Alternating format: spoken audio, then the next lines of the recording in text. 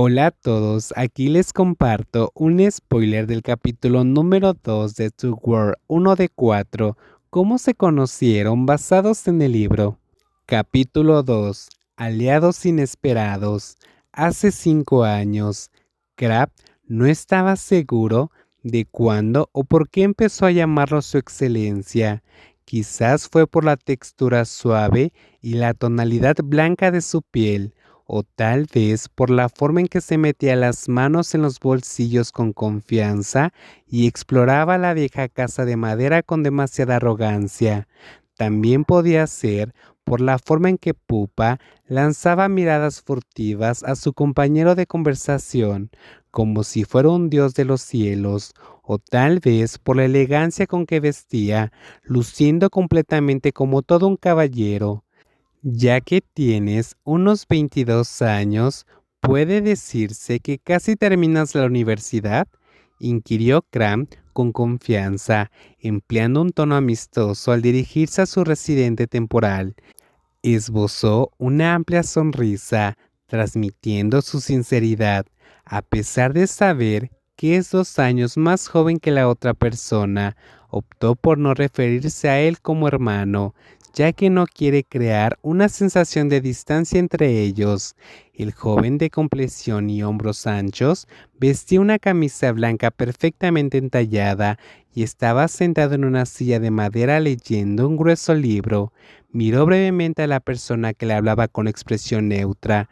Crab era un hombre de piel clara, no del todo blanca, pero tampoco oscura. Su rostro era pequeño en comparación con el de los hombres comunes, pero tenía una mandíbula angulosa y afilada que complementaba su porte honesto y directo. Sí, respondió Pupa en voz baja pero segura. Crab pensó para sí mismo. Te hice una pregunta completa con sujeto, verbo y predicado, pero tú solo me contestaste con un simple sí, y luego la forma en que me miraste fue como si estuvieras mirando a una cucaracha. A pesar de sentirse menospreciado, Crab mantuvo la calma y se dirigió al balcón para apreciar las vistas antes de volver a intentar entablar conversación con aquella persona antipática. Cada paso que daba sobre el viejo suelo de madera producía un molesto crujido que parecía fastidiar al visitante. Entonces, ¿quieres comer algo especial hoy? Mi padre y yo podemos cocinarlo, preguntó Cram, cuya amplia sonrisa se desvaneció ligeramente al ver que la otra persona no se mostraba muy receptiva. Puedo comer cualquier cosa, respondió Pupa antes de volver a leer su grueso libro, sin siquiera establecer contacto visual con él. Crab se volvió hacia él, apoyándose en la barandilla del balcón, e intentó iniciar una conversación. ¿Qué libro es? ¿Es interesante?, preguntó, entornando los ojos hacia Pupa, cuyas cejas empezaban a fruncirse. En aquel momento, el chico de la ciudad se volvió hacia Crab, dándole una visión más clara de su rostro.